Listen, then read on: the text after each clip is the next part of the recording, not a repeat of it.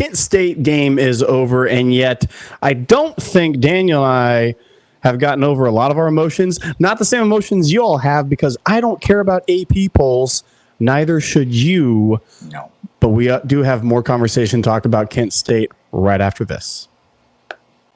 You are Locked On Bulldogs, your daily podcast on the Georgia Bulldogs. Part of the Locked On Podcast Network, your team every day.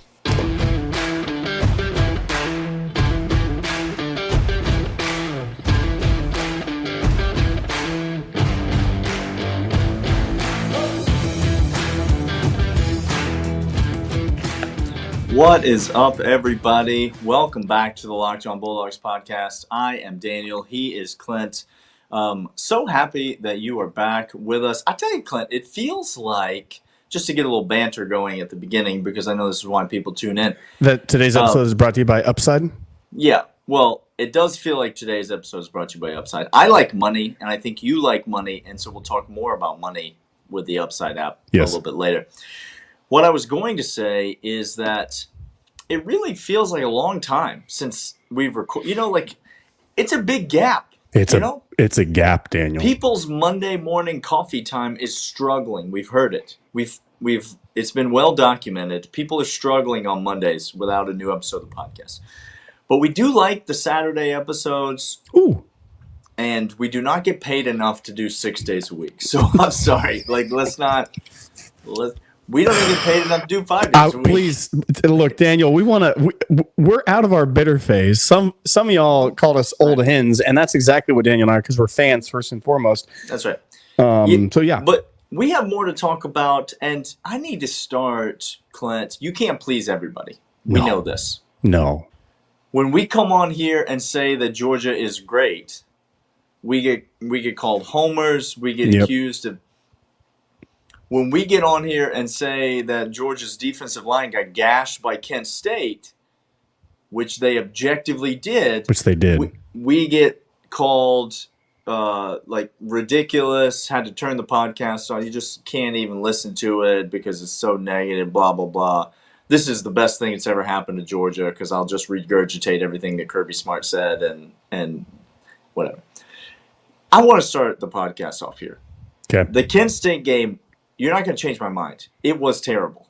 Like, it was terrible. Guys, I've tried. By the way, Daniel is a party of one right now. I've tried. The Kent State game we played terribly. That's true. Thank you. That's what I just said. No, you said it was terrible. Okay. It's fine. We won by 3 scores. I understand all these points. Like, that's great. We're still a very good team. And both Clint and I know that. But that doesn't mean that there aren't issues that presented themselves in the Kent State game that, if Georgia doesn't address them moving forward, are going to continue to be issues. Because guess what? Despite what the Oregon fans, which I checked the comments, and they have not come back. No. Despite what the Oregon fans will tell you, Georgia has not yet played the best teams that they will play this season on their schedule. No. So there's greater tests out there.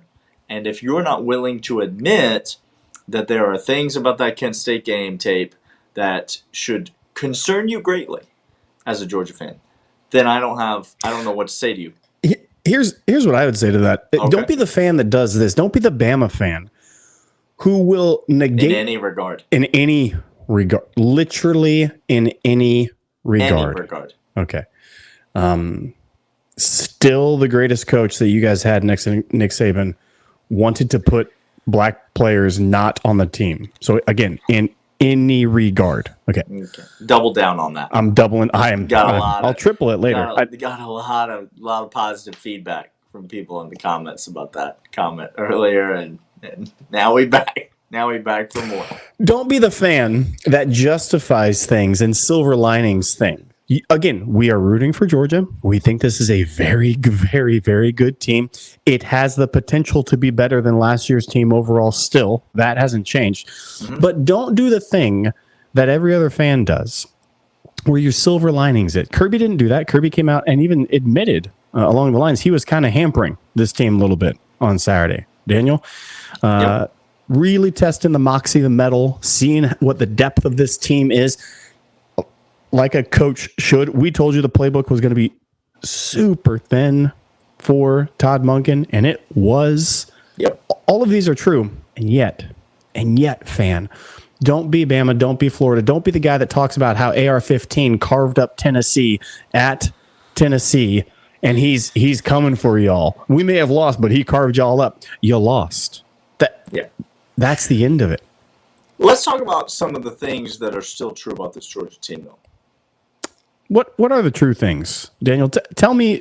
Should we go maybe to a commercial, and should you come back and should we talk about what is true after that? Is that maybe something we should do? Yeah, that seems like a reasonable thing. Okay, fantastic. I'm gonna let you know about Upside. Upside is an app that you can get right now, and in this app for Upside, what it's going to do is you're going to download it.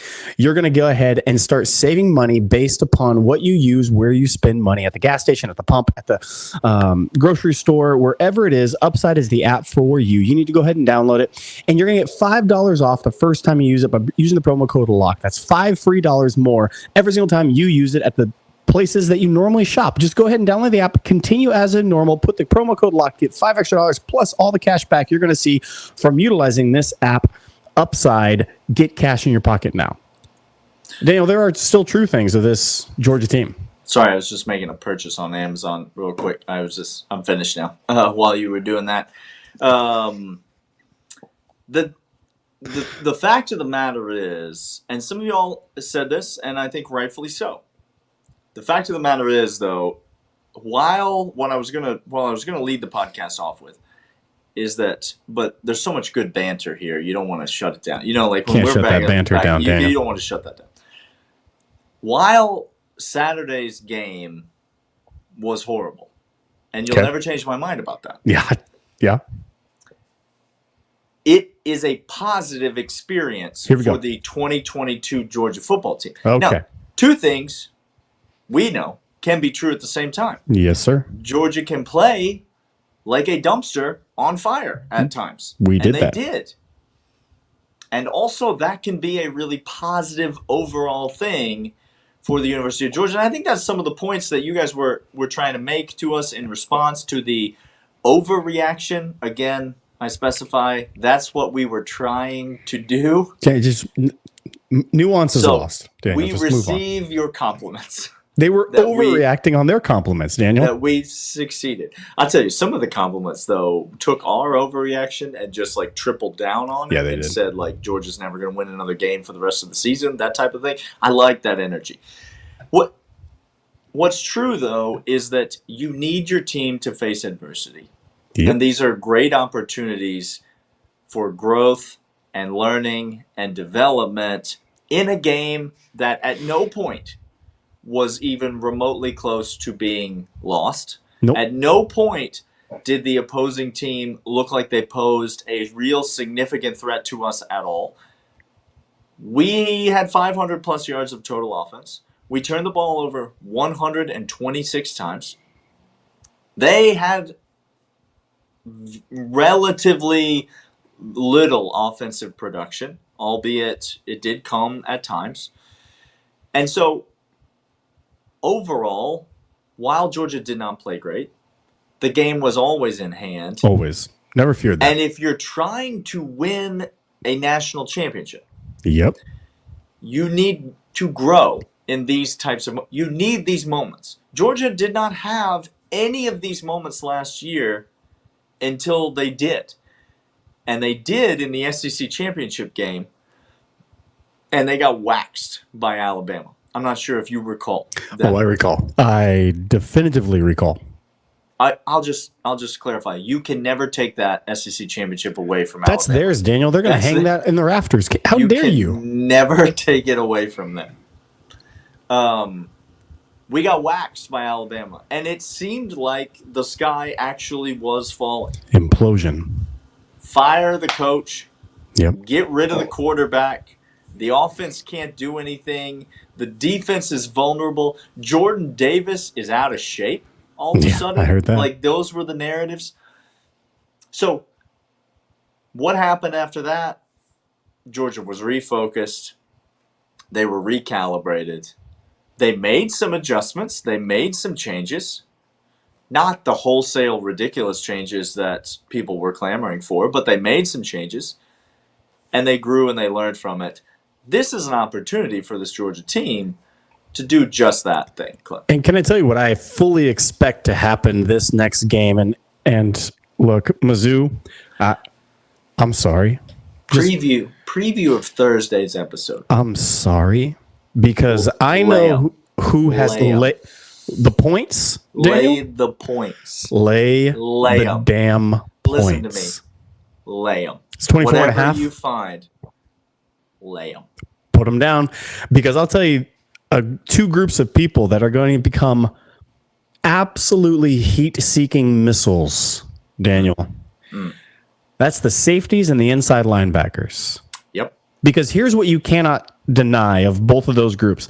Talent-wise, I defy you to match talent for talent in those two rooms, in those two position groups, with any other inside linebacker and safety group in the nation. Elite. You won't find the talent. Now, what you do with talent is you coach them up well, you motivate them well, and then you unleash them on an opponent like Missouri after a get-right game, which is right now. That's exactly what's happening this week at practice. Christopher Smith, Tyke Smith, Dan Jackson. If y'all don't think Dan going to come out and he gonna lay the wood on somebody, like he is, he will. Trust me. Dan is going to get coached up. Pops is going to come out smoking people again. As he already Smile Mondin, those guys can lay the freaking lumber, and now they're going to go ahead and get coached up right. Now they're going to be coming in fiery mad, motivated, coached up, given attention from Kirby, from Shu.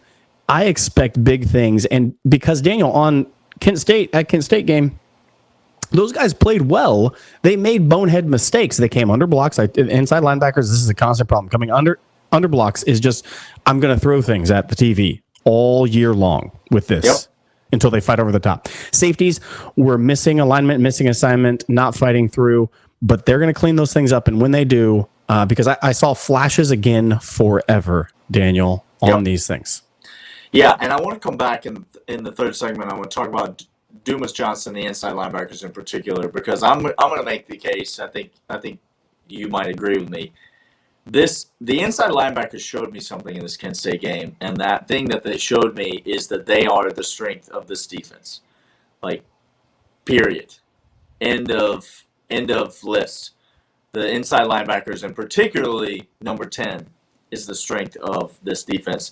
But I want to carry on the point that you were making a moment ago when it comes to the safeties, one of them in particular, Malachi Starks, and the inside linebackers, both of them, really all three of them in terms of the guys that are regular rotation players in the game.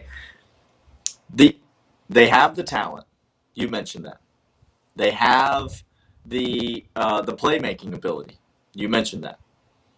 What is the thing that we've heard over and over again that these guys lack? What do they lack? Experience. Clint? They lack experience, Clint. Well, what is experience? It's reps in practice. Mm-hmm. Yes, that's experience. It's going to a quote-unquote hostile environment in Columbia, South Carolina, where there's a lot of people, at least at the beginning of the game, cheering against you. Yes, that's experience. It's playing against the number 11 team in the country coming out of the gate in the first week of the season. Yes, that's experience. But real experience is what happened on Saturday. Real experience is when your back is against the wall, and that's kind of the point I was making earlier, and you did a great job of articulating it, is that these guys they're going to continue to progress. We've said that all along, but the reason that they're going to progress is because of what happened on Saturday. It's because of the negative experience that they had that they're going to be able to grow from and put that talent to the next level. We're going to come back after this and tell you why that is. Daniel's going to go ahead and blank out for 2 seconds, and when he does, he's going to come back, and it's going to be fantastic. Don't mind me. Here's what I'll key Daniel up for when he comes back, and here's what I think he was going to say and what I'm going to say. These inside linebackers, what we saw of them in Kent State is this. This is the thing that you cannot get away from. First step, acceleration, explosiveness, and coverage, Daniel. This is where these guys excel. Okay. Correct. Again, assignment and coached up, those coming. But if you want to look at explosiveness, you want to look at 10-yard splits, you want to look at the first step explosiveness, and then exploding through the tackle. There's nobody. These guys are going to not win an Oklahoma drill if those were still practiced. That they would not win against because they love hitting, they love popping, they bring their hips. These guys are in the weight room. They are faster than fast. And we saw that at Kent State. At times, they were over aggressive on things and they got out of position. That 18-yard run the running back had there in the third or fourth quarter was because Smile and Pops overcommitted into a gap and got there actually too quick, and the play developed and blocking developed, and he ran up the middle for that. And that sounds weird that you can be too quick to a spot, but you can. And this is maybe what you were saying. So, Daniel, I'll let you finish after I say this. This is where Nakobe Dean, if you all remember, go back to year 2 of Nakobe Dean. And I want you all to think the comments through and think of the receipts that were said about him. He had all the speed. He had all the and lack of experience, lack of assignment, and he overcommitted. There were times that Nakobe Dean looked out of place because he wasn't throttling down. He wasn't playing at the pace that the other team, that the play dictated. And all of these guys, again, are the best guys on their team, the best guys typically in their league they're playing in when they come to Georgia. And all of a sudden they get on the field with everybody else that's just as good as them. And it's crazy because what's going to distinguish you is this ability for the nuance of the game, the feel of the game. And Pops is going to get that. He's going to get it. You cannot coach the explosiveness. The rest Correct. You can, and he's going to get it, Daniel. I mean, I'll just say this. Did he have some lapses at Kent State, as you said? Absolutely, he did. But everybody on that defense did. Everybody. But what I saw on Saturday from number 10 was enough to solidify for me that Dumas Johnson is a dog, Clint. He is officially that dude at inside linebacker. I'm a big Trezor Marshall fan. I've loved seeing him this year get a bigger role. And I think Smile Mondon might have the highest upside of anyone on the defense. But right now, Dumas Johnson, apart from Jalen Carter and Christopher Smith, he might be right up there with Keely Ringo in terms of the best players on this defense. I love watching him play. I love the tenacity. The explosiveness is exactly the word because that's what he is. And with the way that the defensive line has struggled at times. And listen, we did see flashes from Bear Alexander. He's a freshman. He's going to make some mistakes. We didn't see it on Saturday, but we have seen some things from Michael Williams. We have seen Ingram Dawkins make some plays. We've seen Nazir Stackhouse play better than he did on Saturday. We've seen Zion Logue play better than he did on Saturday. I'm not saying these guys don't have it in them. But with the defensive line not being the best single unit in all of college football the way it was last year, which it was unequivocally the best unit of players in all of college football. Correct. Maybe in all of college football history, and I'm not hesitating to say that because just go look at the receipts from the NFL draft. There were 3 defensive linemen drafted in the first round off of last year's team, and Jalen Carter was there too. He's going to be a top 5 pick in this year's NFL draft. Yes, sir. That's going to be 4 first-round draft pick defensive linemen on the same unit. That's maybe the best unit in the history of college football. It was filthy. With that not being the case this year, a guy like Pops, his role is going to need to be expanded.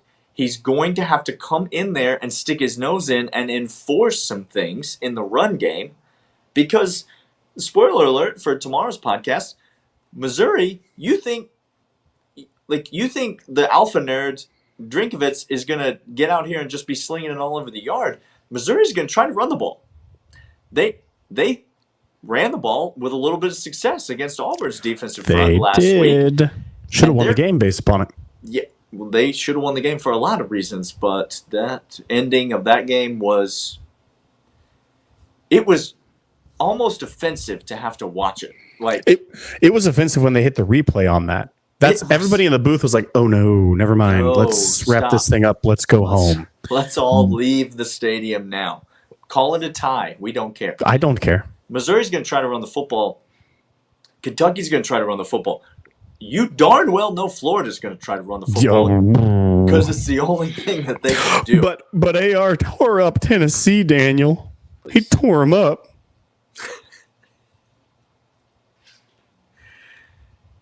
Right now, Clint, who's better, Tennessee or Kentucky? This is just for the third segment listeners. You have to answer. Who's better, Tennessee or Kentucky?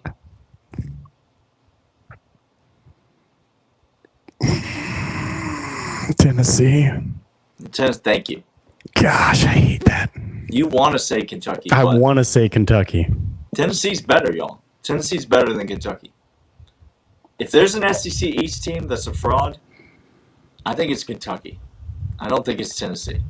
I hope that's the case. We got a lot more time to talk about things like this. Tomorrow, we're going to be back. We're going to break down the Missouri game. We're going to talk about our offense versus their defense. We're going to talk about their offense versus our defense. Yep. We're going to give you our full thoughts on this matchup, which will be an evening tilt in Columbia, Missouri. Come on. A little bit of a nighttime. You and I got a long night ahead of us on Saturday, Daniel. Boy, it's going to.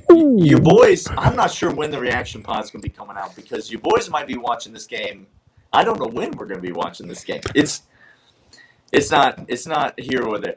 The reaction pod might be on Sunday. Let's just say 100%. As we're driving back to the airport, just on the iPhone on Sunday. Overreaction coming on Sunday.